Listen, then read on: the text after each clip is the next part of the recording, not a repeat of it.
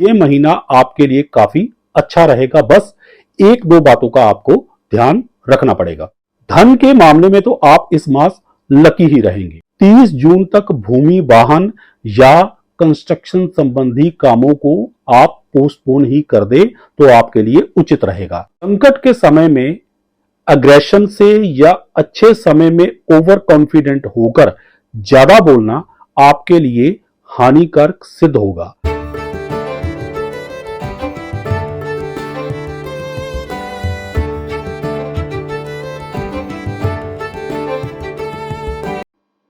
नमस्कार दोस्तों, मैं हूं आचार्य प्रकाश दत्त और आप देख रहे हैं ज्योतिष ज्ञान शास्त्र। उम्मीद करता हूं कि महादेव की कृपा से आप सकुशल होंगे। साधारणता देखें तो वृश्चिक राशि वालों के लिए इस मास के आरंभ से ही महीना सकारात्मकता से परिपूर्ण रहेगा। सूर्यदेव पहले से ही आपकी राशि में है। सूर्यदेव के जन्मस्थ राशि या लग्न में होने के कारण आपका कॉन्फिडेंस लेवल काफी हाई रहेगा। सूर्यदेव क्योंकि आत्मा के कारक हैं, इसलिए आप सत्य का साथ देंगे। यदि राशि स्वामी शुक्र की बात करें तो वो मास के आरंभ से ही कर्क राशि में पराक्रम भाव में है। राशि स्वामी या लग्नेश का पराक्रम भाव में होना व्यक्ति को कर्मठ बनाता है। आप अपनी हिम्मत तथा सूझबूझ से इस महीने अपने कई कार्य सिद्ध कर सकते हैं। ओवरऑल ये महीना आपके लिए काफी अच्छा रहेगा, बस एक दो बातों का आपको ध्यान रखना पड़ेगा। सबसे पहले बात करते हैं फाइनेंस की। 7 जून तक धनेश तथा पंचमेश बुध द्वादश भाव में देवगुरु बृहस्पति तथा राहु के साथ रहेंगे। द्वादश भाव क्योंकि विदेश की धरती का है तथा एक्स्ट्रा सोर्स ऑफ इनकम का है, इसलिए यदि आप विदेश में हैं तब तो क्या कहने, आमदन अवश्य बढ़ेगी। यदि आप अपने ही देश में काम कर रहे हैं तब भी आपके आमदनी के अतिरिक्त सोर्स बनेंगे। यदि आप इंपोर्ट एक्सपोर्ट के काम में इन्वॉल्व हैं तो भी आपकी आमदनी बढ़ेगी। नए ऑर्डर आपको मिले होंगे या 7 जून तक मिल सकते हैं। जिनके परिवार का कोई सदस्य विदेश में है उनकी आमदनी में भी काफी बढ़ोतरी होगी। 7 जून को आपके धन भाव के स्वामी आपकी राशि वृषभ में प्रवेश कर जाएंगे और सूर्य के साथ मिलकर बुध आदित्य योग का निर्माण करेंगे। धनेश का जन्मस्थ राशि या लग्न में गोचर आसानी से धन का आगमन करवाता है। बुध क्योंकि पंचमेश भी है, इसलिए आप अपने बुद्धि कौशल से अच्छा धन लाभ कमा पाएंगे। जो लोग लिखा पढ़ी या शिक्षा के क्षेत्र में काम करते हैं उनकी आमदनी में काफी इजाफा होगा। आपके समझदारी से लिए गए डिसीजंस आपकी आमदनी बढ़ाने में काफी सहायक सिद्ध होंगे। 24 जून को बुध धन भाव में अपनी राशि मिथुन में प्रवेश कर जाएंगे। धनेश का धन भाव में गोचर भी कुछ कम लाभदायक सिद्ध नहीं होता। धन के मामले में तो आप इस मास लकी ही रहेंगे। जहां तक खर्चों का सवाल है, व्यय भाव में गुरु और राहु की युति बनी हुई है। आपका ज्यादातर खर्च संतान की मनपसंद वस्तुओं, स्वर्ण, इलेक्ट्रॉनिक आइटम्स इत्यादि पर होगा। बृहस्पति क्योंकि मोक्ष त्रिकोण स्थान में है, इसलिए धर्म कर्म के शुभ कामों पर भी आप धन का खर्च करेंगे। किसी धार्मिक स्थान की यात्रा भी हो सकती है। शारीरिक और मानसिक स्वास्थ्य की बात करें तो आपको थोड़ा सजग रहने की जरूरत है।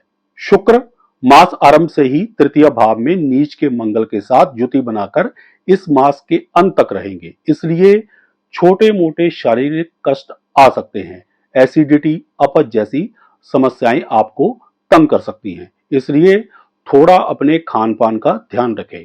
नीच राशिस्थ मंगल के साथ शुक्र की ये युति आपको मानसिक रूप से भी थोड़ा तनावग्रस्त रख सकती है। तृतीय भाव क्योंकि काम त्रिकोण स्थान है, इसलिए मन में अनैतिक इच्छाएं पनप सकती है। अपने आप पर नियंत्रण रखें, अन्यथा बदनामी का योग भी बन रहा है, अपयश मिल सकता है। दूसरी तरफ राहु भी आपके द्वादश भाव में है, जिसके कारण आपके अंतर मन में एक अज्ञात भय भी व्याप्त रहेगा। सूर्य क्योंकि चतुर्थेश है और प्रथम भाव में गोचर कर रहे हैं, इसलिए सरसरी तौर पर देखें तो भूमि, वाहन इत्यादि खरीदने के लिए समय अति उत्तम नजर आ रहा है। परंतु भूमि के कारक जो कि आपकी कुंडली में सप्तम तथा व्यय भाव के स्वामी हैं और पराक्रम भाव में अपनी नीच राशि में 30 जून तक रहेंगे। इसलिए 30 जून तक भूमि वाहन या कंस्ट्रक्शन संबंधी कामों को आप पोस्टपोन ही कर दे तो आपके लिए उचित रहेगा, अन्यथा विलंब या ज्यादा खर्च का भय रहेगा।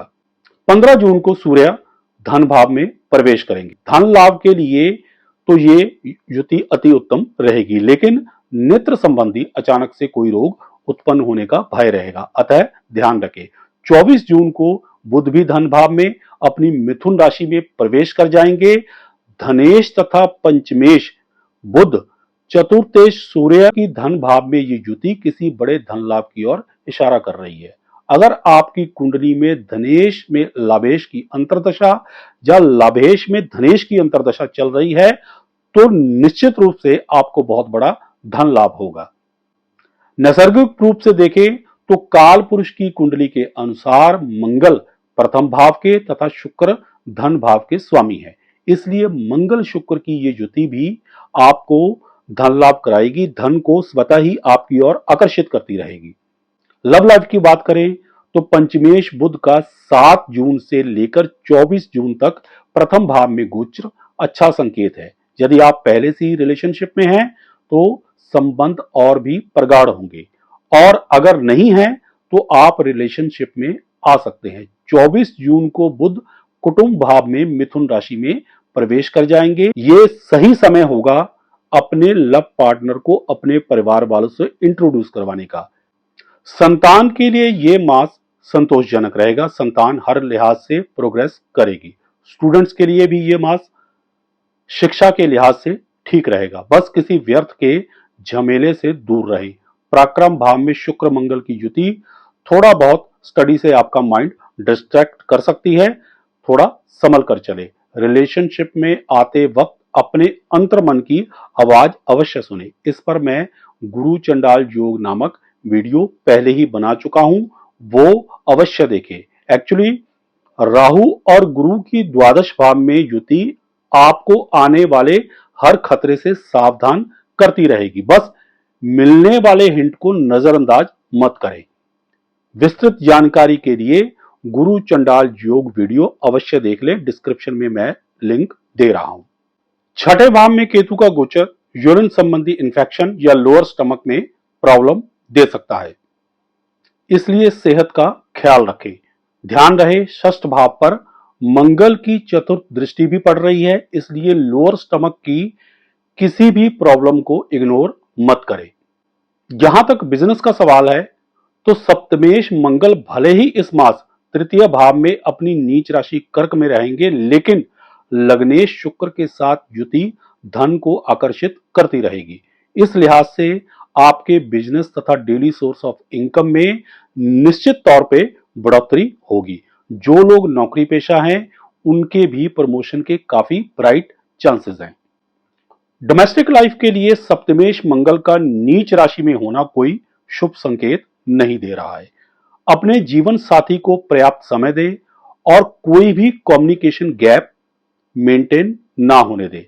15 जून तक कंबाइंड रूप से सूर्य की सप्तम और शनि की दशम दृष्टि से सप्तम भाव आपका पीड़ित रहेगा। सूर्य और शनि दोनों ही सेपरेटिव नेचर के प्लैनेट हैं, इसलिए पति पत्नी आपस में किसी भी प्रकार की गलतफहमी से बचें, अन्यथा वैवाहिक जीवन में खलबली मच सकती है।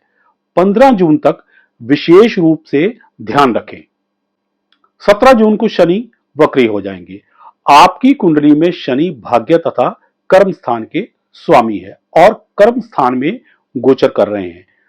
वक्री होने की घटना को इस उदाहरण से समझे कि एक गाड़ी तेज रफ्तार से आगे की तरफ बढ़ती हुई अचानक से ब्रेक लगाए और फिर पीछे रिवर्स गियर में चलने लगे तो क्या होगा? सोचिए, जाहिर सी बात है जहां ये घटनाक्रम होगा उस जमीन पर निशान तो पड़ेंगे ही। अब दशम भाव में शनि वक्री हो रहे हैं तो 17 जून के आसपास लगभग 5-6 दिन का ये समय आपके कामकाज के लिहाज से उथल पुथल वाला हो सकता है। यदि आप जॉब कर रहे हैं तो हो सकता है कोई नया ऑफर भी मिले, लेकिन जॉब चेंज करने से पहले हर पहलू पर विचार कर ले। ध्यान रहे ऐसे समय में आपको बहुत ही संयम से काम लेना पड़ेगा, लेकिन वक्री होता हुआ शनि आपके सबकॉन्शियस माइंड में व्याप्त भय से आपको काफी हद तक मुक्त करवाता जाएगा। अब अंत में एक जरूरी बात, संकट के समय में अग्रेशन से या अच्छे समय में ओवर कॉन्फिडेंट होकर ज्यादा बोलना आपके लिए हानिकारक सिद्ध होगा। हर परिस्थिति में संयम बनाए रखें तथा अपनी हर बात को सॉफ्ट तरीके से लॉजिकली रखें। जहां तक उपायों का सवाल है, इस मास प्रति सोमवार शिवलिंग पर जल चढ़ाएं तथा बुधवार के दिन मां दुर्गा को हरे रंग की नारियल की बर्फी का भोग लगाएं। इसके अलावा आप ओम नमो शिवाय मंत्र एवं दुर्गा चालीसा का पाठ भी कर सकते हैं। अगर आपको हमारी ये वीडियो पसंद आई हो तो इसे लाइक करें, शेयर करें, हमारे चैनल को सब्सक्राइब करें और साथ में बेल आइकन को दबा दें ताकि हमारी हर नई वीडियो की नोटिफिकेशन आप तक सबसे पहले पहुंचे। सुखी रहें, स्वस्थ रहें, इसी मंगल कामना के साथ जय सिया राम, हर हर महादेव और बोलो श्री हरि विष्णु भगवान की जय।